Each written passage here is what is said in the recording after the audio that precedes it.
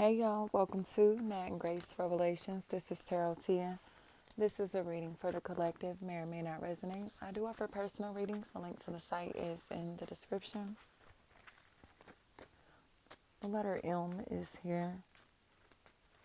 The letter K as well. And like G, Jeep.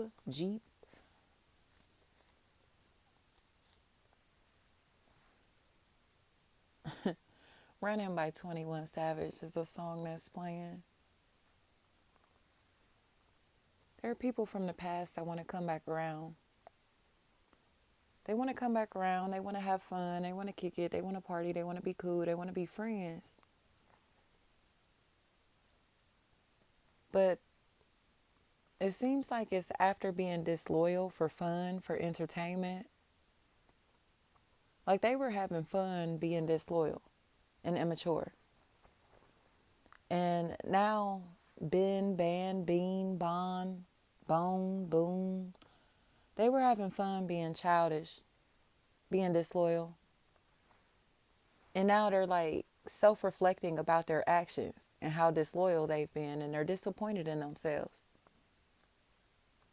Lacy is what I'm hearing. They're disappointed in themselves.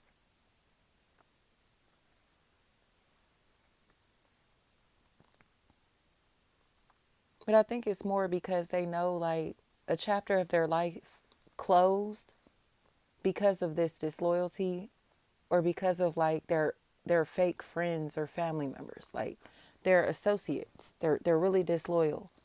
And because of their disloyalty, they're losing an opportunity or a relationship here.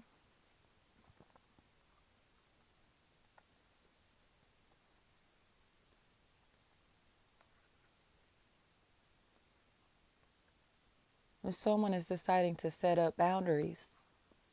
Like, I'm not going to fool with these fake people. I'm not going to be a part of a fake relationship, work, family, friend, or romantically. These people seem fickle, funny acting. This, like I said, just disloyal socially. And because of that, it's like when you know that you're a good person, when you know that your intentions are pure, when you know that you're being honest, loyal, faithful, it just is, you know. It's not really a problem letting go of those type of relationships because you know that you deserve better. It's like, I know that you don't deserve me. And because I know that you don't deserve me, I'm going to block communication with you. I'm going to stop talking to you because you're a liar or a fraud or disloyal. And you don't want me to exit your life because I don't have evidence of your disloyalty, of how fake you are, of how much you've lied, right? But my spirit knows.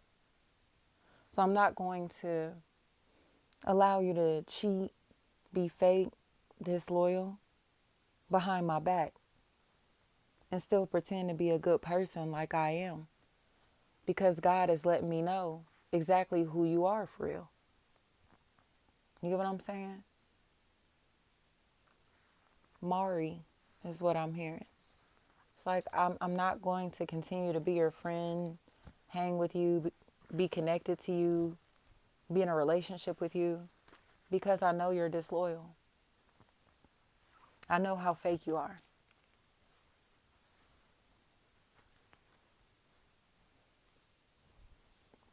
So instead of me continuously wasting my time remaining attached to people, places, and things that are not serving my highest good, I'm going to walk away from them.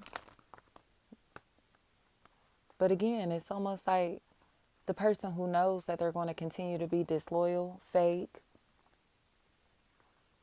unfaithful, saying, you can't go anywhere. I'm not letting you go. I'm not letting this go. But it's like, you're not even handling this relationship properly. You know what I'm saying? You're not managing this relationship in a divine manner. So because you are not appreciative of my love, my time, my energy, my body, my space, whatever this may be, right? I'm going to force you to respect it. I don't think that a lot of people realize how strong intuition and the energy of God really is. Like, God will let us know when we got fake people around us, when we got disloyal lovers in our lives and stuff like that. And God has let us know that. Sno, see no, see no. And because of their disloyalty, we know that if we don't establish the necessary boundaries with these people,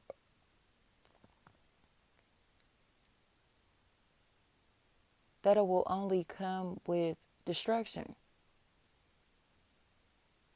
So over the past couple of days is the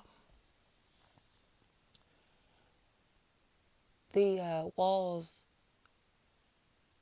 of Jerusalem has been a topic here, and how the walls of Jerusalem, God allowed Jerusalem to be destroyed because the people became defiant. The people lost their way. So a lot of the, let's just say, groups, right, of people, a lot of the tribes, right, bloodlines, whatever, were enslaved because of their rebellious ways. And years later,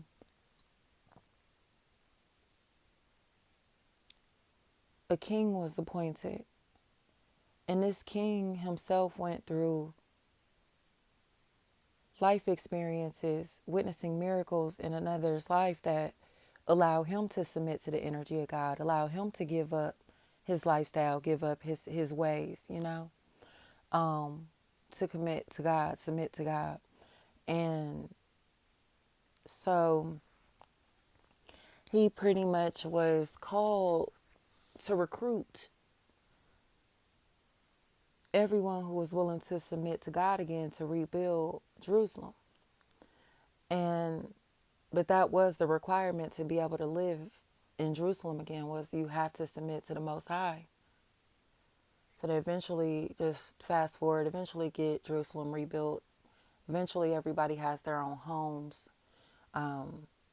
But the moment that they get their own homes and get comfortable, they start taking on wives that they shouldn't take on. They start picking up the same habits that got them forced into captivity. So the king and everybody else, like, hold up, the priest and stuff, it's like, hold up. Like, I came in and got y'all out of captivity, and this is how you repay me? Like, this is how you repay God? Like, y'all wasn't acting like that when y'all was slaves? Y'all wasn't talking like that when y'all was slaves? You wasn't talking like that when you was down bad? You wasn't acting like that when you was down bad? But now you got it made, right? You can just rebel against God. You can just go ahead and go against everything that God has blessed you with, right? You got amnesia, right? You forgot you was just a slave because of these same actions, right? Because of the same behavior, right? Y'all got 2 days. I need everybody down here so we can have a meeting to discuss your behavior and what you gonna do to change it. And if you ain't here, you can't live in Jerusalem, period. None of y'all will be welcome. Skip on down to this meeting. I'm sorry, we're going to change. We're going to submit to God. We're going to do the right thing. We're going to live right again. We're going to live righteously. Get rid of your wives then. And them kids that you made with them, type energy. You get what I'm saying? Get rid of all of these things that y'all have and are using to defile the name of God. Get rid of it. Get rid of it. Or else you can leave.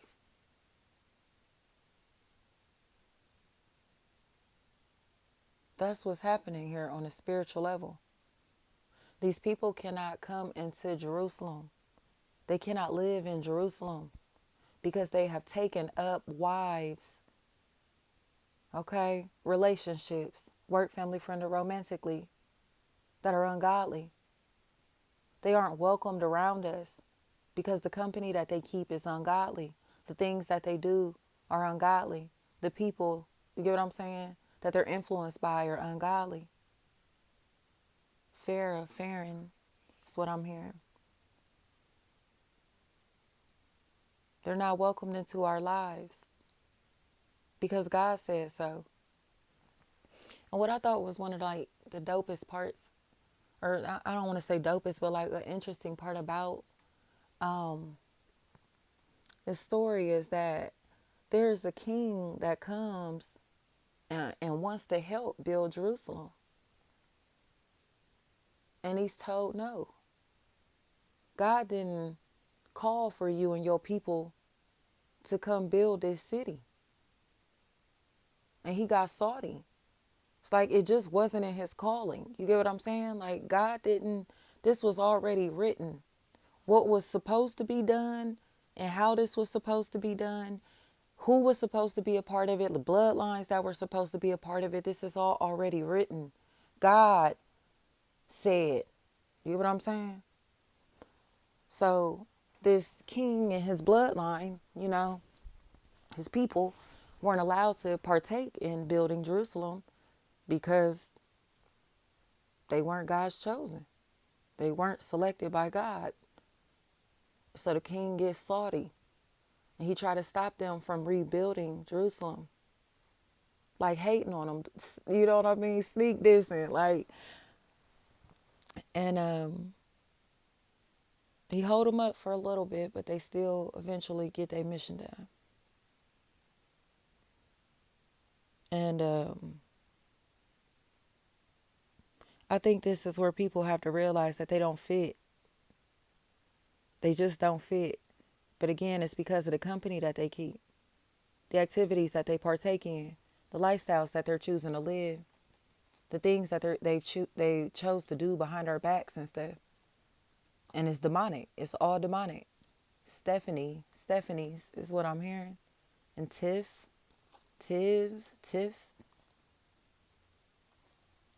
They regret it. But they'll keep lying and keep lying and keep lying. And that's why God won't allow them around us. God will not allow our hearts to be available to these people in the way that they wanted to because they lied too much. They're pretending to be people that they aren't to get in our good graces, to get us to trust them, to get us to depend on them, to get us to welcome them around us and things like that. They don't belong around us at all. They're frauds. And they're upset that God is showing us exactly who they are because God already showed us who we were a long time ago. And when you know who you are, can't nobody shake you. Can't nobody, you get what I'm saying? I am. I don't deny what I feel. I don't deny what God shows me.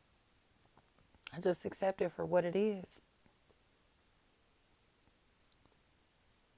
And make the necessary changes in my life to avoid being destroyed along with the people that have come to destroy me.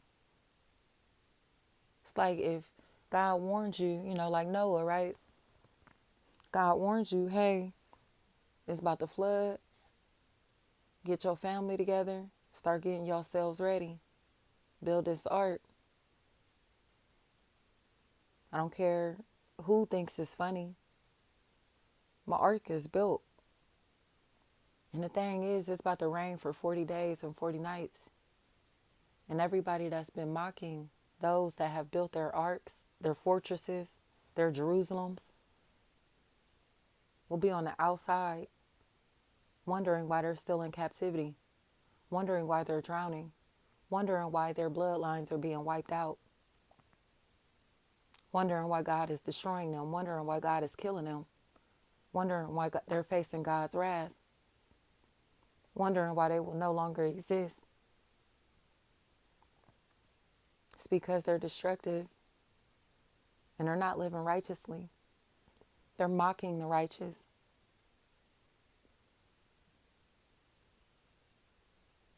When the righteous are simply leading by example. Tony's is what I'm hearing. And Morse.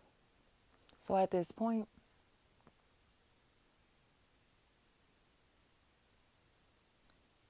while it rains for 40 days and 40 nights,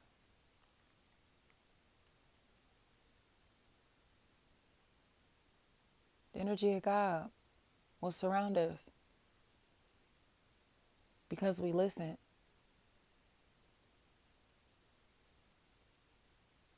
Despite what anybody thought about us, despite how anybody felt, we knew that it was about to rain for 40 days and 40 nights. Meek. Thank you so much.